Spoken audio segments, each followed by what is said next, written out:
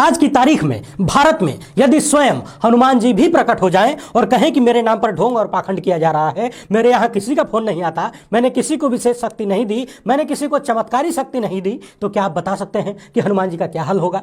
उन्हें हिंदू विरोधी घोषित कर दिया जाएगा। जी हां, हमारे देश में पिछले कुछ सालों में जो एक भक्त लावी तैयार की गई है, पैसे के लिए गाली देने वाला आईटी सेल तैयार किया गया है और गोदी मीडिया के तमाम लपड़झंडिस, ये सब मिलकर हनुमान जी को हिंदू विरोधी, सनातन विरोधी साबित कर देंगे और गंदी गंदी गालियां देना भी शुरू कर देंगे। मैं ऐसा क्यों कह रहा हूं, उसके पीछे बहुत बड़ा कारण है। हम सब इस पर विस्तार से बात करेंगे, पूरे मामले को बड़ी गंभीरता से समझिएगा। एक और बात बता दें, अंधभक्तों और आईटी सेल का अगला टारगेट ये महिला होने वाली है। संभव है कि ये सारे मिलकर इस महिला का चरित्र हनन शुरू करेंगे बहुत जल्द। मैं ऐसा क्यों कह रहा हूं, ये भी अच्छे से बताऊंगा, विस्तार से बताऊंगा, बस आप अंत तक हमारे साथ बने रहिएगा। अच्छा, एक बात और बताइए कि आपके कपार पर कितना कर्ज है? कपार यानी सर, बैंक वाला कर्ज नहीं, अपने दोस्तों रिश्तेदारों से लिया हुआ कर्ज नहीं, वो कर्ज जिसके बारे में शायद आप भी नहीं जानते होंगे। जी हाँ, आपके सर पर 1,09,373 रुपए का कर्ज है। आप चाहे भीख मांगकर खाते हो, आप मजदूरी करते हो, आप छोटे मोटे कर्मचारी हो या फिर आप किसी भी स्तर के हो, चाहे अरबपति ही क्यों ना हो, आपके सर पर 1,09,073 रुपए का कर्ज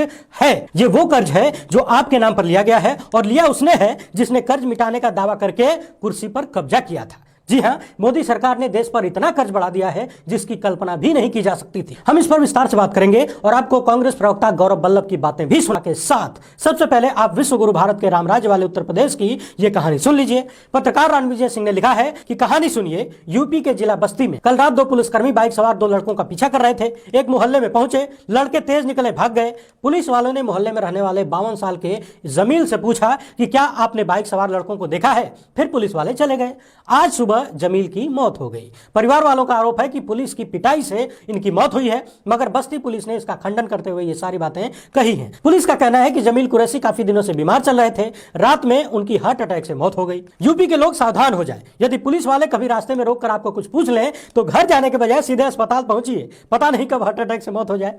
अब बात करते हैं हनुमान जी के अवतार की। जी हां, हमारे देश का हाल फिलहाल ऐसा हो चुका है कि आज की तारीख में यदि स्वयं हनुमान जी भी प्रकट हो जाएं और कहें कि धीरेन्द्र शास्त्री मेरे नाम पर ढोंग करता है, पाखंड फैला रहा है, मैंने कोई चमत्कारी शक्ति नहीं दी है इसको, ना ही मैं इसके सवालों का जवाब देता हूं, ना ही मैं इसकी कोई मदद करता हूं, तो 1 सेकंड के भीतर हनुमान जी को भी हिंदू विरोधी, सनातन विरोधी साबित कर दिया जाएगा। इन्हें तो आप पहचानते ही होंगे, शंकराचार्य अविमुक्तेश्वरानंद जी हैं। क्या आप जानते हैं कि ये हिंदू विरोधी हैं, सनातन विरोधी हैं? इन्होंने मिश्रणी से पैसा खाया है हिंदुओं को बदनाम करने के लिए, हिंदू धर्म को बदनाम कर लिए किए। ये सारी बातें मेरी नहीं है, ये सारी बातें धीरेन्द्र शास्त्री के भक्तों और आईटी सेल के गुर्गों द्वारा कही जा रही हैं। क्यों कही जा रही हैं? क्योंकि पिछले दिनों शंकराचार्य ने कह दिया था कि यदि धीरेन्द्र शास्त्री के भीतर चमत्कार है तो उत्तराखंड के जोशीमठ में धंस रहे पहाड़ों के बीच के दरारों को भर दें, मैं उन्हें मान्यता दे दूंगा। यानी कि कुल मिलाकर शंकराचार्य ने धीरेन्द्र शास्त्री की चमत्कारी शक्ति पर सवाल उठाया। इसके तुरंत बाद भक्तों की टोली और आईटी सेल ने मिलकर शंकराचार्य को भी अनाप शनाप बोलना शुरू कर दिया,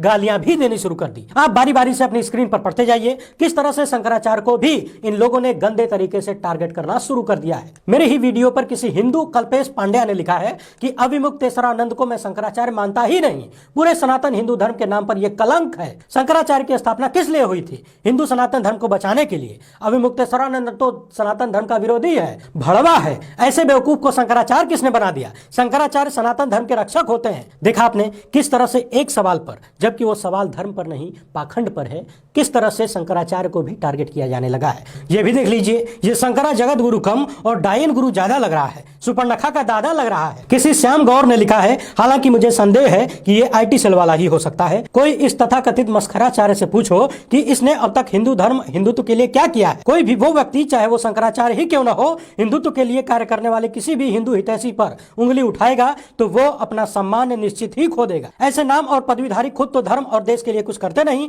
और जो करते हैं उनकी टांग खिंचाई करते हैं। ये काफी लंबा चौड़ा लिखकर खूब सारा वायरल किया जा रहा है। यदि आप ये सोच रहे हैं कि कोई फेसबुक यूजर बैठकर ये सब लिख रहा है तो आप कंफ्यूज हैं। ये सब कुछ एक मशीनरी द्वारा करवाया जाता है और इसमें लाखों का, करोड़ों का खर्चा भी आता है। आईटी सेल के गुर्गे 24 घंटा बैठकर यही काम करते हैं, गालीबाजी करते हैं, गालियां लिखते हैं, किसको किस तरह से परेशान करना है, किसको कैसे बदनाम करना है, किसको कैसे धर्म विरोधी बताना है, देश विरोधी बताना है, उनका यही काम है।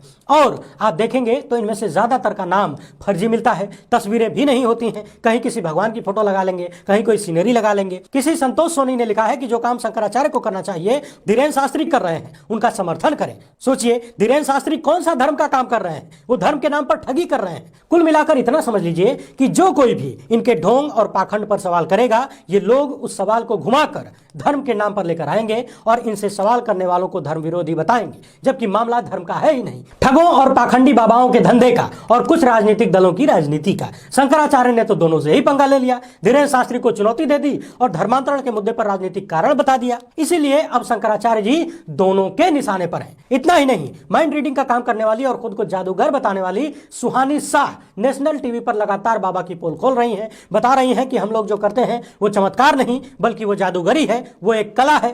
बाबा लोग इसे चमत्कार का नाम देकर और भगवान से धर्म से जोड़कर लोगों को बेवकूफ बनाते हैं। संभव है कि आने वाले दिनों में सुहानी शाह का भी चरित्र हनन शुरू कर दिया जाए, उनकी गलत तस्वीरें वायरल कराई जाएंगी, उनके बारे में उल्टा सीधा प्रपंच गढ़ा जाएगा। मुझे पूरा यकीन है कि आईटी सेल अब सुहानी शाह को टारगेट करने के लिए प्लान कर ही रहा होगा। न्यूज 24 की इस खबर को जरा ध्यान से देखिए। लिखा है कि कांग्रेस को केवल हिंदुओं में ही नजर आता है पाखंड, ये कहने वाले हैं सांसद सुमेघानंद सरस्वती। मैंने अपनी पिछली वीडियो में कहा था कि ये सब कुछ राजनीतिक लाभ के लिए किया जा रहा है, क्योंकि एक बड़े राजनीतिक दल के पास अब कोई मुद्दा बचा ही नहीं है। हर मुद्दे पर फेल होने के बाद अब धीरेन्द्र शास्त्री के ऊपर आई आपदा में अवसर ढूंढा जा रहा है।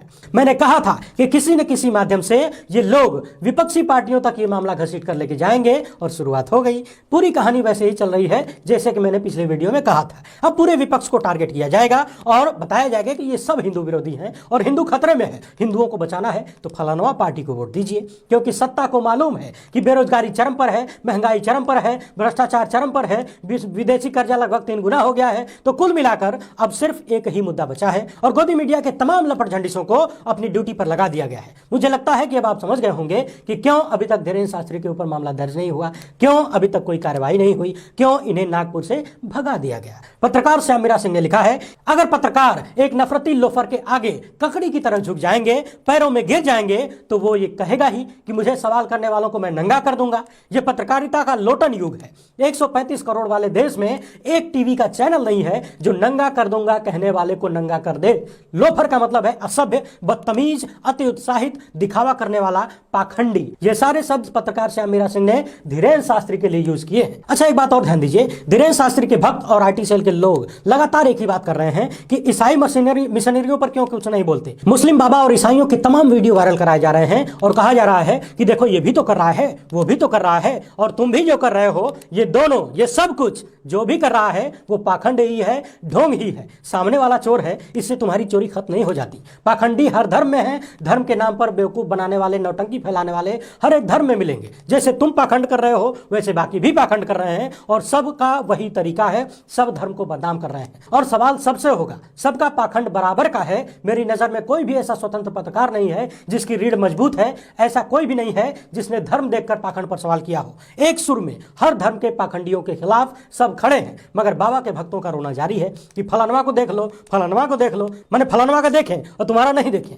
अब बात करते हैं देश पर बेतहाशा गति से बढ़ते हुए कर्ज की। सत्ता में आने से पहले नरेंद्र मोदी समेत भाजपा के तमाम नेता कहते थे कि कांग्रेस की भ्रष्ट सरकार ने देश को कर्ज में डुबो दिया है, मगर बीजेपी की पिछले 9 साल की सरकार ने वो करके दिखा दिया जो कांग्रेस वाले 70 साल में नहीं कर पाए। जी हां, भारत पर कर्ज लगभग 3.25 गुना हो गया है। इस पर कांग्रेस प्रवक्ता गौरव बल्लभ ने विस्तार से जानकारी दी है और कई सवाल भी खड़े किए हैं। आप इन्हें गौर से सुनिए और जागरूक बनिए, अपने देश की स्थिति को समझिए। हमारा काम पसंद आए तो ज्यादा से ज्यादा लोगों तक शेयर करिए। फेसबुक पर हमें फॉलो कर लीजिए, यूट्यूब पर सब्सक्राइब करके बेल आइकन दबा लीजिए। हमसे जुड़ने के लिए बहुत बहुत धन्यवाद। जय हिंद। देश की आजादी से लेकर 2014 तक भारत सरकार पर कुल कर्ज था 55 लाख करोड़ रुपए का और 2014 से लेकर 2023 के मध्य कर्ज बढ़ गया 55 लाख करोड़ से 155 लाख करोड़ रुपया। क्यों मोदी जी? क्यों? जब 2014 में मोदी सरकार ने सत्ता संभाली, जब प्रति व्यक्ति देश पर कर्ज था 43,000 रुपये, जो आज बढ़कर हो गया 1,09,000 रुपये। मतलब पिछले 9 सालों में प्रति व्यक्ति कर्ज बढ़ गया 2.5 गुने से ज्यादा। कुल कर्ज देश पर बढ़ गया 2.25 गुना से ज्यादा। क्यों मोदी जी? और इस कर्ज का फायदा, जो कर्ज प्रति देशवासी पर चढ़ा है, जो उसने नहीं लिया, सरकार ने उसके बिहाफ पर ले रखा है। प्रति देशवासी पर जो कर्ज चढ़ा है उसका फायदा मध्यम आय वर्गीय और निम्न आय वर्गीय परिवारों को भी नहीं मिल रहा। ऑक्सफैम की जो ताजा रिपोर्ट आई उसके अनुसार बॉटम 50% भारतीय जो देश में 3% वेल्थ को ओन करते हैं वो जीएसटी में 64% अपना कॉन्ट्रीब्यूशन देते हैं, पर टॉप 10% भारतीय जो टोटल जो वेल्थ है उसका 70% ओन करते हैं, पर जीएसटी में उनका कंट्रीब्यूशन मात्र 3% है।